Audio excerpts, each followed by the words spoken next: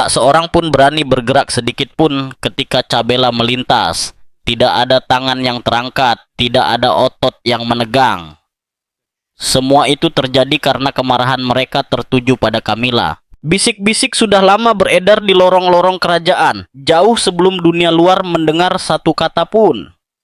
Namun, tidak ada yang benar-benar siap menghadapi momen itu. Ketika akhirnya Raja Charles memecah keheningan dan mengucapkan kalimat yang menggetarkan, "Aku membencinya," segalanya berubah seketika. 3 kata itu, setajam pecahan kaca, langsung memicu badai reaksi di seluruh Inggris dan bahkan meluas ke luar negeri. Para penasihat terdiam membeku. Anggota keluarga saling berpandangan dengan ekspresi tak percaya.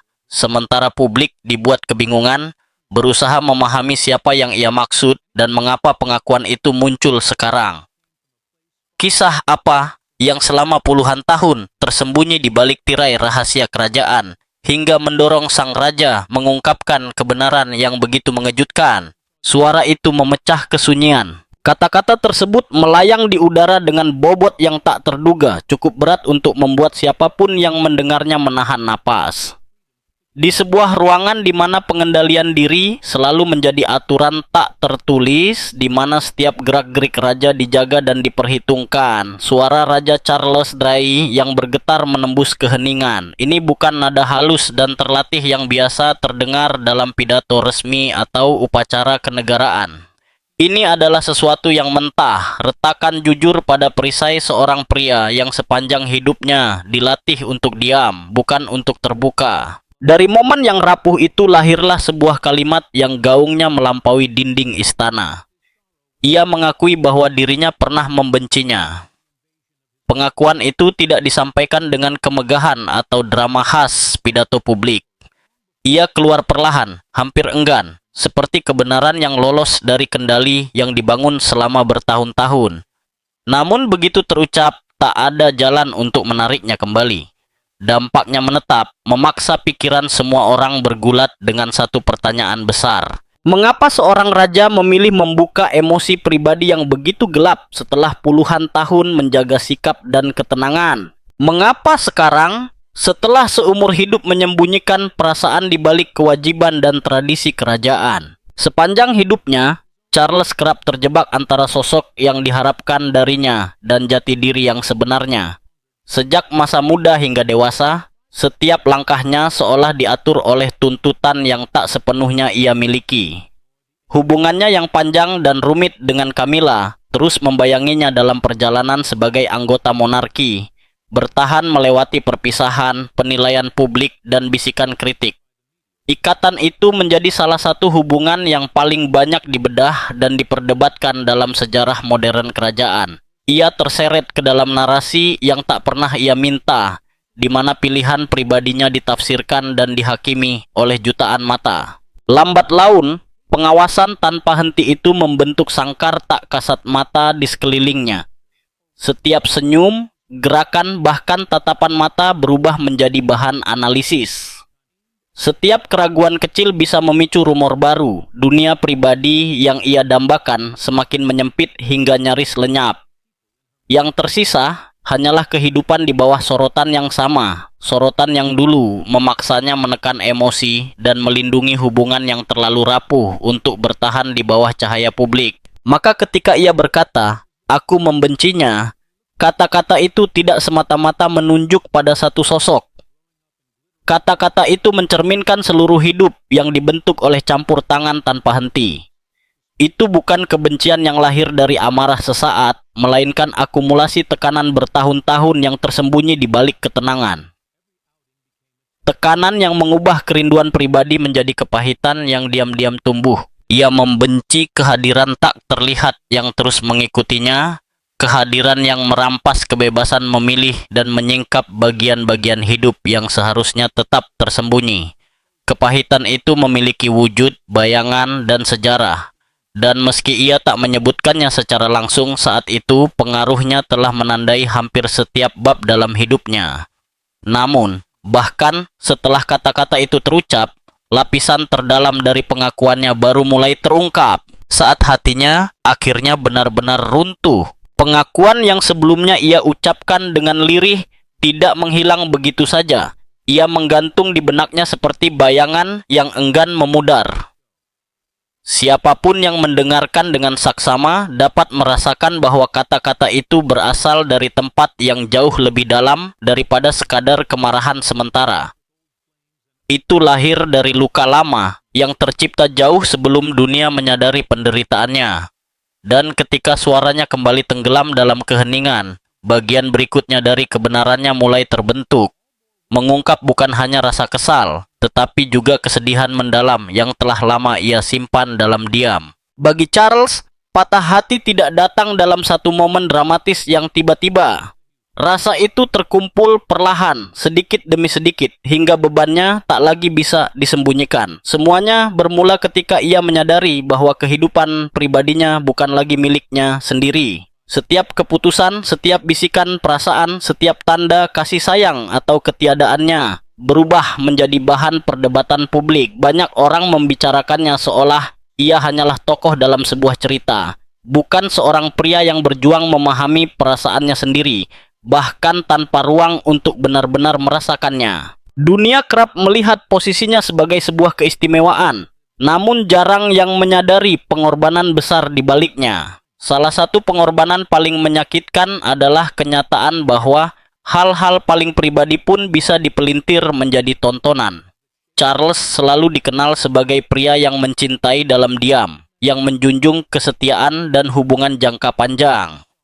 Namun kehidupan yang ia jalani menuntut agar ikatan-ikatan itu diubah bentuknya, disesuaikan, atau bahkan disembunyikan sepenuhnya. Apa yang seharusnya bersifat pribadi berubah menjadi tajuk utama media, bahan dokumenter, dan bisik-bisik penuh penghakiman. Campur tangan tanpa henti inilah yang perlahan menggerogotinya. Dari satu momen ke momen berikutnya, kebebasannya untuk merasakan emosi tanpa rasa takut semakin terkikis. Di dalam hatinya tersimpan kenangan tentang sebuah hubungan yang bertahan melewati waktu, perpisahan, dan tuntutan. Namun setiap kali hubungan itu kembali mencuat, rasanya seperti seluruh dunia berdiri terlalu dekat, mengamati dan membedah detail yang sebenarnya bukan hak mereka. Ketika beberapa panggilan telepon bocor ke publik, percakapan intim yang seharusnya tetap aman, rasa malu yang ia rasakan jauh lebih dalam daripada yang pernah ia akui. Itu bukan sekadar rasa canggung. Itu adalah pengkhianatan. Privasi yang layak dimiliki setiap manusia direnggut darinya dan disajikan kepada orang asing untuk dianalisis. Di tengah semua itu, sosok di sampingnya pun mengalami sorotan yang sama, bahkan lebih keras. Rasa sakit Diana menjadi milik publik. Penderitaannya terpampang dalam tajuk berita yang tersebar ke seluruh dunia. Setiap air mata, setiap pengakuan, setiap tanda ketidakbahagiaan menjadi konsumsi massal. Charles menyaksikan bagaimana tekanan luar biasa itu menciptakan retakan dalam segala hal di sekitar mereka. Retakan yang akhirnya tumbuh terlalu besar untuk diperbaiki. Kesedihannya bercampur dengan kesedihan Diana hingga keduanya seakan tenggelam dalam kisah yang tak sepenuhnya bisa mereka kendalikan. Inilah patah hati yang membentuk pengakuannya. Ketika akhirnya ia mengucapkan kata-kata, "Aku membencinya." Kebencian itu tidak ditujukan pada satu orang tertentu, melainkan pada kekuatan yang menghancurkan kemungkinan cinta hidup dengan tenang dalam hidupnya. Ia membenci sorotan yang membesar-besarkan setiap kesalahan. Ia membenci suara-suara yang hidup dari kegagalannya. Ia membenci kehancuran publik yang membuat kasih sayang tulus terasa berbahaya. Dan yang paling ia benci adalah bagaimana rasa malu melekat pada hatinya, memaksanya menjalani duka di bawah tatapan jutaan mata. Namun, bahkan ketika ia menghadapi emosi-emosi itu, ia tahu bahwa semua ini hanyalah satu lapisan dari kisah yang lebih dalam. Kesedihan yang ia pikul berakar jauh ke masa lalu. Jadi, bagaimana beban cinta lama dan pengawasan publik mendorongnya mengakui kebencian yang sebenarnya tidak pernah sederhana. Teruslah mengikuti beban dua kehidupan yang tak pernah selaras. Patah hati yang mengikutinya seperti bayangan sunyi tidak bermula dari satu peristiwa tunggal. Ia tumbuh dari tahun-tahun ketika dirinya dibentuk menjadi sosok yang diharapkan dunia, sementara keinginan batinnya disingkirkan. Kini saat ia kembali menghadapi kenangan yang lama, terkubur di bawah kewajiban, rasa sakit itu menariknya pada kebenaran lain yang selama ini ia hindari. Kesedihannya bukan lagi sekadar tentang penghinaan publik atau pelanggaran privasi. Ia berakar pada luka mendalam karena terikat pada kehidupan yang tak pernah sejalan dengan yang ia inginkan. Dan di pusat luka itu, ada seorang perempuan yang selalu hadir, bahkan ketika tidak berada di sisinya secara fisik. Camilla. Ia telah menjadi bagian dari kisah hidupnya jauh sebelum dunia mengaitkan namanya dengan skandal. Ikatan mereka terbentuk secara tenang dan alami di masa ketika Charles masih bisa mengikuti perasaannya tanpa tekanan besar dari tajuk berita. Namun saat jalan hidupnya terikat pada mahkota, segalanya berubah. Hatinya mungkin mengenal Camilla, tetapi institusi menuntut sosok yang sepenuhnya berbeda. Seorang istri yang sesuai dengan citra, tradisi, dan narasi bersih yang diharapkan dari calon raja. Tidak ada ruang untuk menanyakan apa yang ia rasakan atau apa yang ia rindukan. Yang penting hanyalah ia mengikuti skenario yang telah ditentukan. Ketidaksesuaian antara hati dan kewajiban, antara keinginan dan tuntutan, berubah menjadi luka yang tak pernah sembuh. Diana, yang dikenang karena masa mudanya, kepolosannya, dan kerentanannya yang jujur, masih sangat muda ketika hidupnya disorot cahaya publik yang begitu menyilaukan. Selisih usia 12 tahun bukan sekadar angka, melainkan jurang dalam pengalaman, kesiapan emosional, dan pemahaman akan kerasnya kehidupan kerajaan. Ia dilemparkan ke dunia dengan aturan berabad-abad yang kaku. Sementara Charles diharapkan menjadi pasangan sempurna bagi perempuan yang dipilih bukan karena kecocokan hati, melainkan karena memenuhi keinginan monarki. Namun di balik semua itu, kehadiran Camilla terus membayangi. Bukan melalui skandal, melainkan melalui sejarah. Ia menjadi pengingat akan kehidupan yang tak pernah bisa ia miliki sepenuhnya, simbol dari masa depan yang ia yakini telah direnggut darinya. Semakin ia berusaha menyesuaikan diri dengan peran yang dipaksakan, semakin besar jarak yang ia rasakan antara siapa yang boleh ia cintai dan siapa yang sebenarnya ia cintai. Jarak itu yang terbentang selama bertahun-tahun, kepura-puraan dan peran yang dimainkan akhirnya mengeras menjadi kepahitan. Maka ketika ia mengakui bahwa dirinya pernah membencinya, makna dari pengakuan itu berubah menjadi sesuatu yang lebih tajam dan lebih menyakitkan. Ia membenci ketidaksesuaian yang membentuk seluruh hidupnya. Ia membenci bagaimana mahkota menuntut keharmonisan di tempat yang sebenarnya tidak pernah ada. Dan jauh di dalam semua itu, ia membenci posisi mustahil yang dipaksakan kepadanya. Ia harus berdiri di sisi seseorang yang layak mendapatkan cinta dan perlindungan sejati, sementara hatinya sendiri tetap terikat pada perempuan yang tidak pernah bisa ia pilih dengan bebas. Kesedihannya bukan sekadar rasa cemburu atau penyesalan biasa, itu adalah kesadaran yang menghancurkan bahwa hidupnya telah dibentuk oleh kekuatan yang jauh lebih besar daripada dirinya sendiri. Dan ketika ia kembali mengingat perempuan yang tetap tinggal di hatinya, meskipun ia berulang kali mencoba menekan kebenaran itu, emosi yang muncul tidak lagi hanya berupa kesedihan. Emosi itu menjadi awal dari sebuah pengakuan yang selama puluhan tahun ia hindari, pengakuan yang menyeretnya semakin dekat pada kenyataan pahit berikutnya. Bagaimana mungkin seumur hidup yang dipenuhi kesedihan tersembunyi dan kenangan terlarang mendorongnya pada sebuah pengakuan yang tak pernah diduga? Siapapun tetaplah menyimak. Ketika bayang-bayang pribadi berubah menjadi luka publik, kesedihan yang tumbuh dalam dirinya tidak mereda. Justru sebaliknya, ia semakin menguat, memaksa kenangan lama kembali ke permukaan dan menolak untuk terkubur. Apa yang ia pikul kini bukan lagi sekadar rasa sakit karena harus memilih antara kewajiban dan keinginan, atau kepedihan akibat ketidakcocokan yang memisahkan dua kehidupan. Itu adalah beban berat dari sebuah pengkhianatan, bukan oleh satu orang melainkan oleh dunia yang menjadikan momen-momen paling intim dalam hidupnya sebagai santapan publik. Seiring duka itu mengeras menjadi sesuatu yang lebih dingin, alasan mengapa pengakuannya terasa begitu berat mulai terungkap. Semuanya terjadi dengan cara yang paling memalukan. Sebuah percakapan pribadi yang seharusnya tetap menjadi ruang aman bagi dua orang yang masih percaya mereka memiliki sesuatu untuk dijaga, tiba-tiba tersebar kemana-mana. Suara itu bergema di ruang keluarga, terpampang di surat kabar, dibisikkan di sekolah dan tempat kerja, dianalisis oleh orang-orang asing yang merasa berhak mengetahui setiap detail hidupnya. Kebocoran panggilan telepon itu menjadi lebih dari sekadar skandal. Ia berubah menjadi senjata yang diarahkan pada semua hal yang berusaha ia lindungi. Bagi Charles, mendengar suaranya sendiri diputar ulang oleh media terasa seperti membuka luka yang sama berulang kali. Bukan hanya isi percakapan itu yang menyakitkan, tetapi makna di baliknya.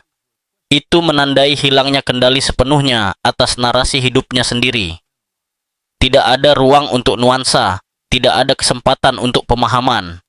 Dunia hanya mendengar satu versi yang keliru, dan dengan cepat menetapkannya sebagai penjahat. Hatinya dicitrakan sebagai ceroboh dan kejam. Sementara bertahun-tahun tekanan tak terucap dan penderitaan dalam diam diabaikan begitu saja. Di dalam kehinaan itu, Camilla turut terjerat. Kehadirannya, yang dulu menjadi sumber kenyamanan dan rasa akrab di tengah kehidupan penuh tuntutan, kini berubah menjadi wajah dari skandal itu sendiri. Ia bukan lagi sekadar perempuan yang telah ia cintai jauh sebelum dunia ikut campur. Kini, ia menjadi simbol dari segala sesuatu yang runtuh. Setiap tajuk berita, setiap komentar kejam, setiap ejekan yang ditujukan kepada mereka semakin memperdalam luka. Keterlibatan Camilla membuat rasa sakit itu menjadi mentah dan tak tertahankan karena kesedihan yang dulu hanya ia rasakan sendiri kini terjalin dengan penderitaannya. Dari keterikatan itulah muncul sesuatu yang lebih gelap. Ia membenci apa yang Camilla wakili dalam hidupnya. Bukan karena ia membenci dirinya sebagai pribadi atau menginginkan keburukan baginya, tetapi karena kehadirannya seolah selalu memanggil penderitaan. Melalui dirinya, ia kehilangan privasinya. Melalui dirinya, ia kehilangan sisa kecil kehidupan yang masih bisa ia lindungi. Melalui dirinya, retakan dalam pernikahannya melebar hingga tak mungkin lagi diperbaiki. Setiap kali namanya disebut, yang terdengar adalah gema rasa malu, ejekan publik, dan kisah hidup yang tidak pernah ia inginkan. Kebencian ini bukanlah kebencian sederhana seperti yang sering dibayangkan orang. Ini adalah kebencian yang lahir dari patah hati, emosi rumit dan kusut yang diarahkan pada kekacauan yang tercipta di sekelilingnya. Bahkan ketika ia mencoba melindunginya, bahkan ketika ia masih mengingat kehangatan ikatan awal mereka, ia tak bisa menyangkal kenyataan bahwa keterlibatannya telah mengubah hidupnya menjadi tontonan. Kebersamaan yang dulu sunyi dan pribadi berubah menjadi badai yang menyapu semua hal yang ia cintai. Dan ketika Diana, dengan kelembutan hati yang terluka, secara terbuka mengakui bahwa ada 3 orang dalam pernikahannya, dunia tanpa ragu berpihak kepadanya. Simpati publik segera beralih, meninggalkannya semakin terasing. Ia telah mengecewakan seseorang yang pantas mendapatkan lebih baik, namun pada saat yang sama ia juga merasa dikhianati oleh sistem yang tak pernah memberinya pilihan lain. Segalanya bertabrakan, rasa malu, kesedihan, penyesalan, dan kesadaran pahit bahwa dalam dunianya cinta bisa menjadi sesuatu yang lebih merusak daripada menghibur. Inilah momen yang mendorongnya semakin dekat pada pengakuan yang menekan dadanya. Momen ketika ia menyadari bahwa kebencian yang ia ucapkan hanyalah awal dari kebenaran yang jauh lebih dalam dan menyakitkan. Lalu bagaimana cinta, duka, dan penyesalan bisa bertemu hingga menyingkap kebenaran yang tak pernah ia duga? Apa yang tersembunyi di balik pengakuannya? Takhta yang terlalu berat bagi hati seorang ayah. Setelah badai rahasia yang bocor itu, yang datang bukanlah kelegaan, melainkan jenis rasa sakit baru. Rasa sakit yang lebih dalam daripada rasa malu, lebih dalam daripada skandal, dan lebih menghantam daripada penilaian publik. Itu adalah rasa perih saat ia memandang anak-anaknya dan menyadari betapa banyak kepolosan mereka yang telah dikorbankan oleh kekacauan di sekelilingnya. Kesedihan yang dibawa oleh kehadiran Camilla, yang sebelumnya ia coba pikul dalam diam, kini merambah ke satu-satunya tempat yang ia harapkan tetap terlindungi, keluarganya.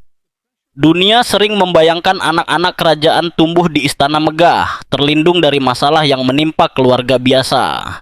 Namun bagi Charles, William, dan Harry bukanlah simbol. Mereka adalah putra-putranya. Dua anak laki-laki yang membutuhkan kestabilan, kehangatan, dan rumah yang damai. Namun perlahan, segala sesuatu yang berusaha, ia jauhkan dari mereka meresap ke dalam kehidupan mereka. Kenangan masa kecil, mereka tidak lagi dibentuk oleh momen-momen lembut, melainkan oleh ketegangan yang memenuhi setiap ruangan yang mereka masuki. Meskipun ia telah berjuang mati-matian untuk menyatukan kepingan yang terus runtuh, ia pernah berharap, mungkin dengan cara yang terlalu naif, bahwa menjadi seorang ayah dapat menyembuhkan sebagian luka yang telah lama ada dalam pernikahannya. Ada masa ketika ia percaya kehadiran anak-anak bisa menjadi jembatan, melembutkan sudut-sudut yang tajam, meredakan ketegangan, serta mengingatkan dirinya dan Diana tentang keluarga yang seharusnya mereka bangun bersama. Namun kenyataannya justru sebaliknya. Tekanan untuk menampilkan citra keluarga kerajaan yang sempurna malah memperlebar retakan yang sudah ada. Setiap foto keluarga berubah menjadi sandiwara. Setiap acara bersama menjadi ujian. Setiap senyum harus dihitung, diatur, dan disesuaikan dengan sudut kamera. Di balik ketenangan palsu itu, rasa kesal tumbuh perlahan. Rasa kesal yang dipicu oleh bayang-bayang perempuan lain yang terasa terlalu dekat untuk diabaikan. Camilla, meski tidak hadir secara fisik di dalam rumah tangga itu, tetap hadir secara emosional dalam setiap pertengkaran. Dalam setiap kesalahpahaman, dalam setiap momen, Diana merasa tidak dilihat dan tidak dicintai. Namanya, meskipun jarang diucapkan, menggantung di atas keluarga itu seperti pengingat terus-menerus akan semua yang telah retak.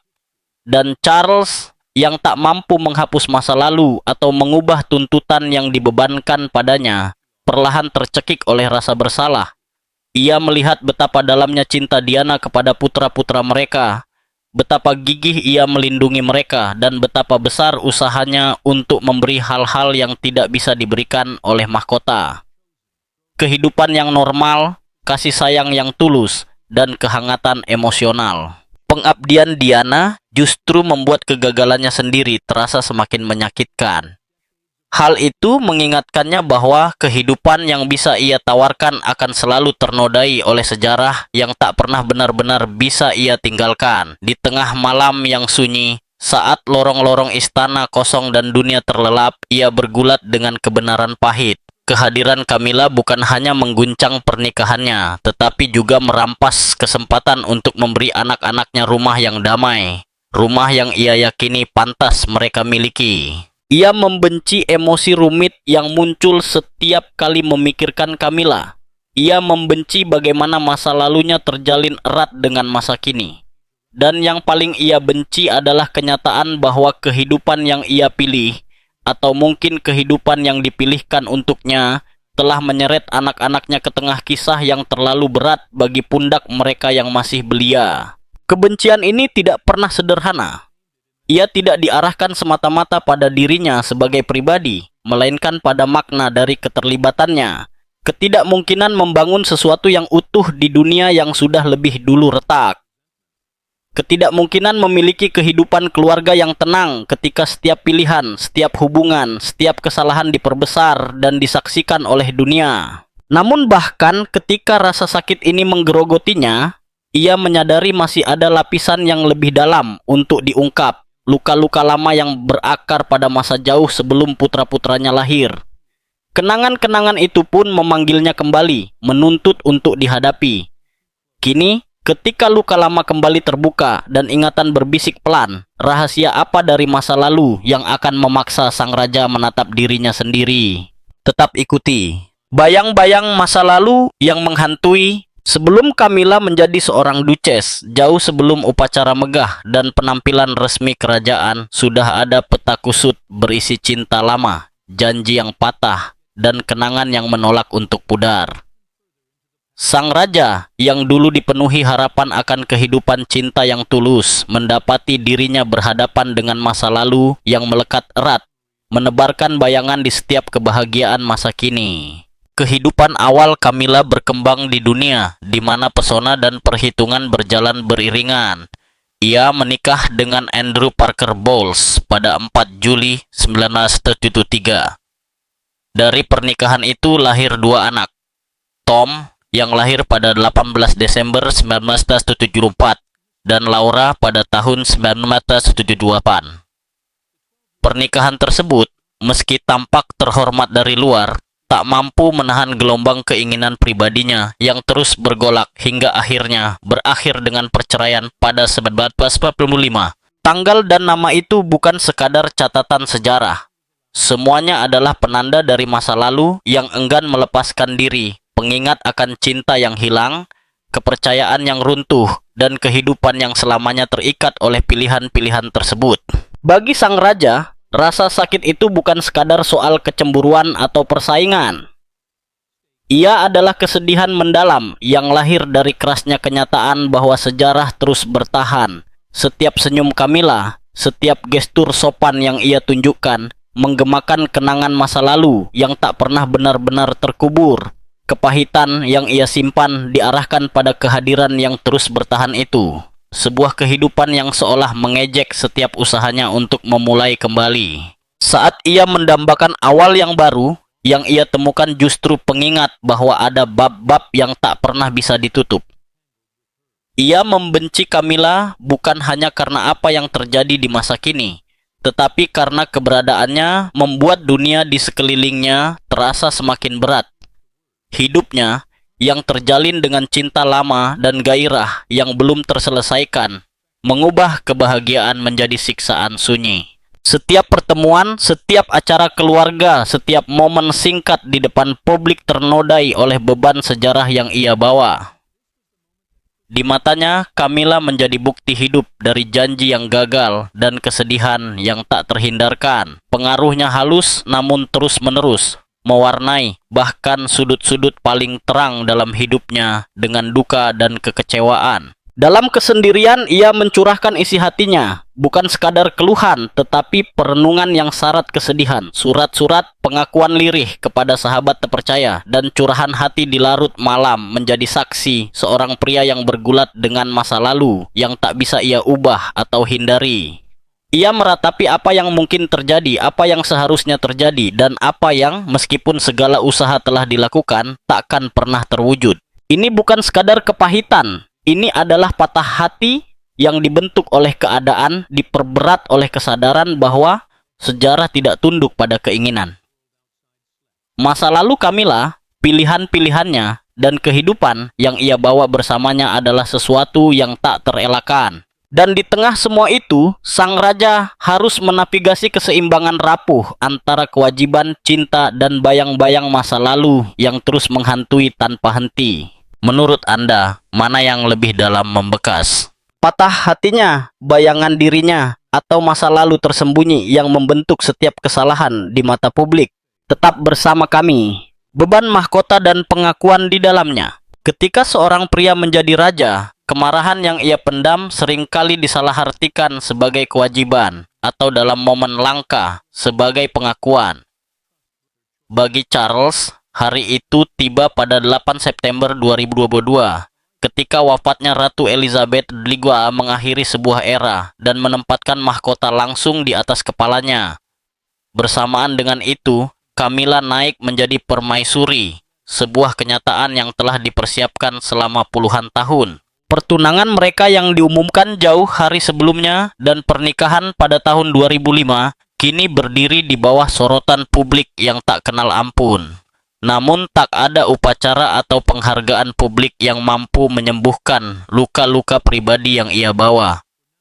Kepahitan sang raja tumbuh bukan hanya karena penilaian masyarakat, tetapi juga karena beban pilihan yang sesungguhnya tak pernah sepenuhnya menjadi miliknya. Di matanya, Camilla bukan sekadar perempuan yang pernah ia cintai dan kehilangan, atau pendamping yang kembali hadir dalam pola hubungan yang rumit dan canggung.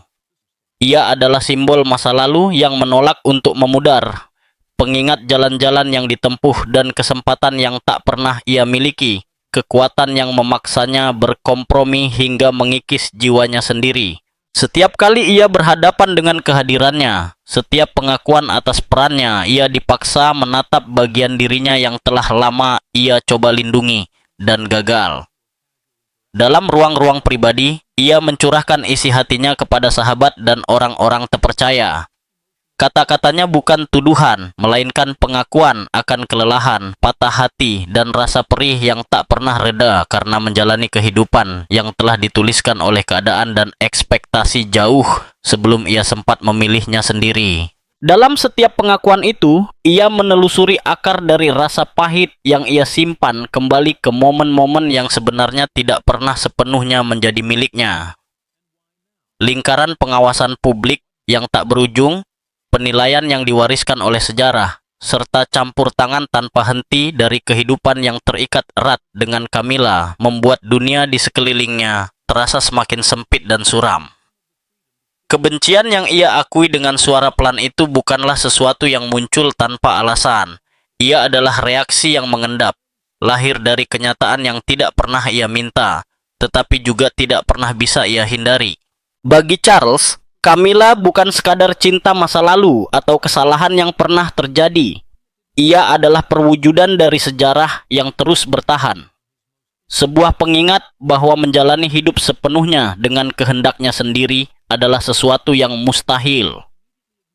Setiap gerak, setiap senyuman, setiap kata yang diucapkannya dengan penuh perhitungan membawa gema keterikatan lama di tempat di mana kebahagiaan seharusnya tumbuh, yang ia rasakan justru kegelisahan. Di saat harapan seharusnya berkembang, yang muncul hanyalah pengekangan. Kehadirannya, bahkan dalam momen-momen seremonial atau interaksi yang tampak biasa, mengubah suasana menjadi cermin dari semua yang telah ia lalui.